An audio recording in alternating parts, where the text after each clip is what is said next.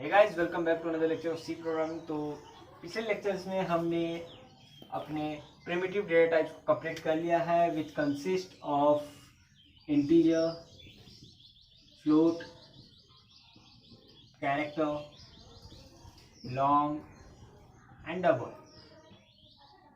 Okay, तो हमारा ये पार्ट हो चुका है। अब हम बात करेंगे, हम डेरिवेटिव जैसे सेकेंड पॉइंट है, बस डेरिवेटिव को हम लोग सबसे लास्ट में करेंगे, क्योंकि डेरिवेटिव पे जाने से पहले उसके कुछ कुछ कॉन्सेप्ट्स है, उसके कुछ कुछ ऐसे छोटे छोटे पार्ट हैं जो कि हम लोग मतलब ऐसे समझना जरूरी है।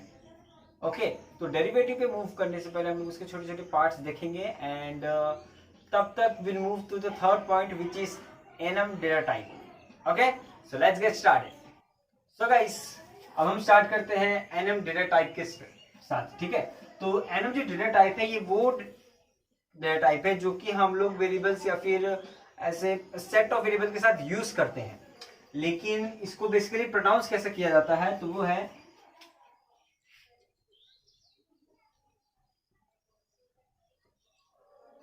Enumeration. I hope it is clear to you. Okay, तो एनम डेटा टाइप होता है, बट इसको जो एनम को बेसिकली जब बोला जाता है तो इट्स एनमरेशन। ओके, तो उसका फुल फॉर्म बोल सकते हो, वो एनमरेशन होता है। ओके, तो एनम डेटा टाइप पे इसका डेफिनेशन पहले देख लेते हैं। तो enumeration data type consists named integer, constant as a list। Okay, तो जो एनमरेशन डेटा टाइप है वो बेसिकली एक इंटीजर टाइप का, कांस्टेंट टाइप का होता है। बेसिकली आप बोल सकते हैं kind of a set of a variable. Okay, लेकिन इनका क्या है, इनका यूजेस बहुत ज्यादा डीपली में होता है, इसीलिए इनको बोला जाता है इंटीजर कांस्टेंट। एंड ये एज अ लिस्ट फॉर्म में होते हैं, लिस्ट फॉर्मेट में होते हैं। तो अभी भी आपको थोड़ा मोड़ा क्लियर नहीं होगा, it's just kind of definition जो आपको समझना है और याद रखना है। बट इसको अप्लाई कैसे करना है, एग्जाम्पल कैसे हो, अगर वो आपको नहीं समझा तो मैं यही हूं। ओके, तो annotation data type consist of name integer constant as a list. Now it starts with 0 by default and incremented by 1 in sequential। Okay, तो इसका मतलब क्या होता है, इसका मतलब ये होता है कि जब आप एक लिस्ट लिखते हो एनुमरेशन का, तो जो लिस्ट लिखते हैं तो सबसे पहला होता है वो बाय डिफॉल्ट 0 बन जाता है। ओके, एंड बाद में बाकी के जो आगे वाले होते हैं वो +1 के इंक्रीमेंट मतलब एड ऑन के साथ वो आगे बढ़ते जाते हैं। ओके, ये इतना ही, अगर नहीं समझा तो एग्जांपल में आपको पक्का समझ जाएगा। ओके, तो अभी पहले से सिंटेक्स देख लेते हैं। ओके, तो सिंटेक्स, तो सिंटेक्स क्या है, इट्स एनम आइडेंटिफायर, और यहां पे आ जाएगा हमारा ऑप्शन में जो हम लोग देते हैं वो क्यों देते हैं, क्या ऑप्शनल यहाँ पे लिखा हुआ है, इसका मतलब ये नहीं कि ऑप्शनल है, आप इसको लिख भी सकते हो, नहीं भी लिख सकते हो, ऐसा नहीं है, ये आपको लिखना ही है। Okay, and animator list. Okay, तो ये है हमारा सिंटेक्स एनम डेटा टाइप का। ओके, तो ये जो ऑप्शनल है, ऑप्शनल मीन्स कि आपको यहाँ पे ऑप्शन देने रहते हैं और हमारा लिस्ट रहता है यहीं पे। ओके, तो इसका एक एग्जांपल देख लेते हैं तो आपको थोड़ा क्लैरिटी आएगा। ओके, तो सबसे पहले हमें अपना एनम डेटा टाइप यूज करना है, तो हमने यूज किया एनम हमें एक आइडेंटिफायर लेना है। आइडेंटिफायर में हमने ले लिया, कुछ भी लिख सकता आप जो आपको ऐसे एग्जांपल में डालना हो। लाइक अगर मेरे को मंथ डालने हैं उसके अंदर तो मैं मंथ ले लूंगा, मुझे डेज डालना है तो मैं डेज लूंगा, मुझे डेज डालना है तो मैंने ले लिया डेज। ओके ना, आप सोच रहे हो कैपिटल में क्यों लिखा, कैपिटल में ही लिखना है क्या? नहीं, मुझको छोटे में लिखना है। इट्स नॉट कंपल्सरी, आप कैसे भी लिख सकते हैं। जैसे कि आपको बताया गया था कि जो कंपाइलर होता है वो जो अल्फाबेट्स होते हैं वो उनको कंपेयर नहीं करता है, जस्ट कि उसके लोअर केस अपर केस ये सब उसके लिए अलग अलग होता है। ओके तो एनम डेज, और मैंने यहां डाल दिया Monday, Tuesday, Wednesday and Thursday.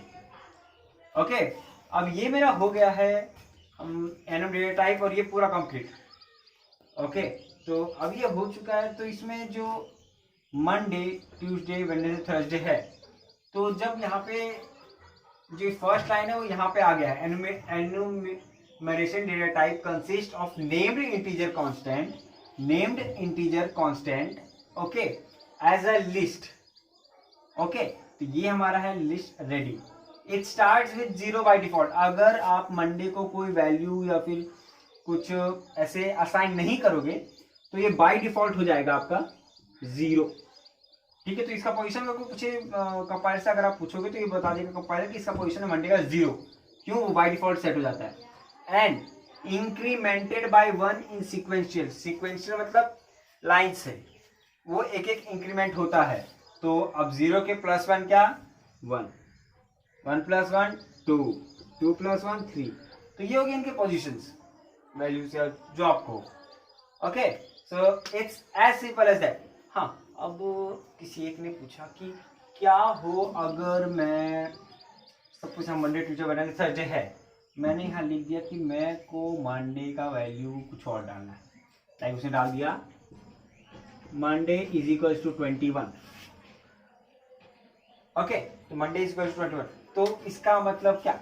मतलब आगे वाले जो 1 2 ये इसी तरह रहेंगे, 1 2 3 रहेंगे या फिर क्या चेंज रहेंगे क्या? तो गाइस यहाँ पे गौर करना, it starts with 0 by default. Bye default अगर आपने उसको एक वैल्यू असाइन किया है तो बाय डिफॉल्ट वो 0 नहीं होगा। अगर वो बाय डिफॉल्ट 0 नहीं होगा तो उसके पास जो वैल्यू असाइन है वो वैल्यू हो जाएगा, तो हो जाएगा 21। बाकी का चीज सेम रहेगा। And incremented by 1 in sequential, तो 21 का इंक्रीमेंट 1, 22, तो ये हो जाएगा हमारा 22, ये हो जाएगा 23 एंड ये हो जाएगा 24। Okay nothing big, right? कुछ नहीं है, बहुत सा सिंपल सा टॉपिक है। अभी हमने ये देखा, इसका एक छोटा सा प्रोग्राम देख लेते हैं and will be done. Okay so इसको फर्स्ट, चलो मैं यहाँ पे कुछ लिख देता हूँ सो दैट आपके लिए बेटर होगा। हाँ so Sunday, Monday, Tuesday and Thursday assigned 0 1 2 3 by default, which is true.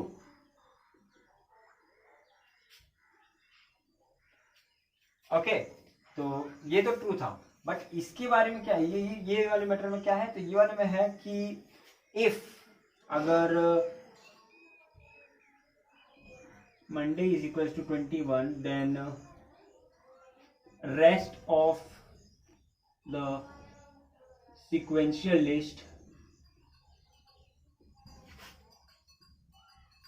will be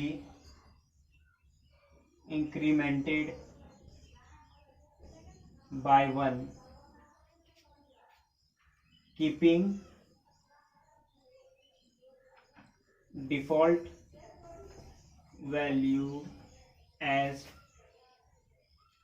the assigned value। जो वैल्यू हमने डाला है उसी को डिफॉल्ट वैल्यू मान के और उसी में इंक्रीमेंट करते करते आगे बढ़ेंगे। ओके सो इतना कॉपी कीजिए and will move toward the program. Okay हमारे एनम डेटा टाइप के प्रोग्राम के लिए। Okay so let's start with our program. तो ये हमारा प्रोग्राम यहाँ से स्टार्ट होने को है। तो जैसे कि प्रोग्राम लिखने से पहले उसका हेडर फाइल लिखना बहुत ज़रूरी होता है। तो सबसे पहले हमने लिखा है include stdio.h। तो ये हो गया हमारा हेडर फाइल। ओके, तो इसके बाद हम मेन सेक्शन पे जाते हैं। तो int main, अब हम यूज करेंगे अपना enum data type enum, and इसके पहले वाले इसमें हमने अबाउट डेज के बारे में बात किया। तो इस बार हम लोग मंथ एज एग्जांपल लेते हैं। Okay, MONTH। तो इस बार मैंने मंथ पूरा कैपिटल लिखा है क्योंकि अभी आपको पता चल जाएगा इसका एक और मेरे को इसका छोटा काम है, इसीलिए मैंने इसका पूरा अपर केस लिया, लोअर केस इसके बाद लूंगा। तो मैंने मंथ में लिख दिया Jain, Feb and March. Okay, तो ये हो गया। मैंने एनम का एक और बनाया, annum data type same month, but इस बार मैंने स्मॉल मंथ लिया है और इसको मैंने असाइन कर दिया कि इसका जो भी वैल्यू होगा वो फरवरी के बराबर होना चाहिए। ओके, तो ये उसके बराबर होना चाहिए। नाउ अब हम इफ एल्स वाले कंडीशन से इसको थोड़ा सा मैच करेंगे और कुछ कुछ देखेंगे। ओके, नाउ सी, आपको इफ एल्स थोड़ा सा नहीं समझेगा, but I try to make you fully understand, क्योंकि अभी तक आप लोगों ने इफ एल्स नहीं समझा है। तो 2-3 टॉपिक के बाद विल स्टार्ट और operators and if else, switch case, ये सब हम स्टार्ट कर देंगे। ओके, तो फिलहाल I confirmly try to make you understand this. Okay, तो स्टार्ट करते हैं इफ के साथ। इफ मैंने कंडीशन डाल दिया कि अगर मंथ का वैल्यू 0 होगा तो if month is equal to 0 then, यहाँ पे अगर मैं कोई कंडीशन लिख रहा हूं तो मुझे कंडीशन को टर्मिनेट करने के लिए सेमीकोलन डालने की जरूरत नहीं है। ओके, तो मैंने लिख दिया प्रिंट है क्या, value of Jain.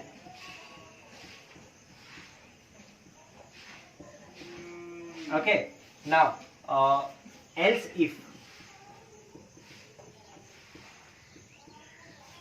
month is equals to 1, then printf हो जाएगा वैल्यू ऑफ फेब।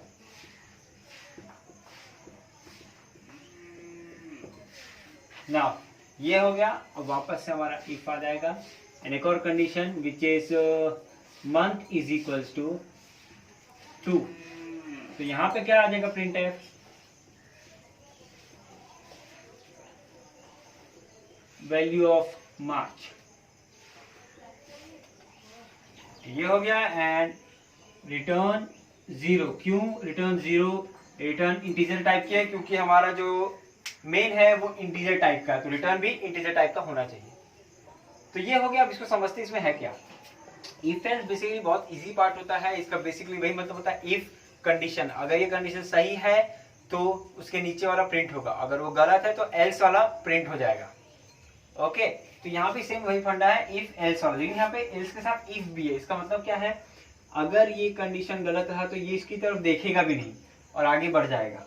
एल्स वाला पार्ट प्रिंट हो जाता है, लेकिन एल्स के साथ इफ भी, और इफ अगर आ गया तो बेसिकली हम लोग इफ का यूज करते हैं कंडीशन के साथ। अगर तूने ये किया तो बेसिकली इफ का काम यहाँ पे भी वही है। इफ के साथ एल्स के साथ इफ आ गया तो इफ में यहाँ पे कंडीशन डाल दिया मंथ इज इक्वल टू 1। अगर मंथ का वैल्यू 1 के बराबर होगा तो ये वाला पार्ट प्रिंट होगा, नहीं तो वो आगे की तरफ जाएगा। फिर यहाँ वो कंडीशन चेक करेगा कि मंथ का वैल्यू अगर 2 के बराबर होगा तो ये प्रिंट करेगा, नहीं तो प्रोग्राम को टर्मिनेट कर देगा। ओके, तो हम लोग देखते हैं। हमने यहाँ पे बोला कि मंथ का वैल्यू फरवरी के बराबर होना चाहिए, तो फरवरी का वैल्यू कैसे मालूम पड़ेगा। जनवरी का वैल्यू क्या होगा, बाय डिफॉल्ट 0। फरवरी का +1 इंक्रीमेंट तो 1। मार्च का 2, कैसे 1 का इंक्रीमेंट +1 तो 1 1 2। तो फरवरी का वैल्यू क्या है, 1 है। यहाँ पे कहाँ पे 1 है, सीधे ये वाला पार्ट हमारा कंडीशन। एल्स इफ मंथ का अगर वैल्यू 1 है, मंथ का वैल्यू अगर 1 है तो वैल्यू ऑफ एफ प्रिंट करेगा। तो ये क्या हो जाएगा, आउटपुट।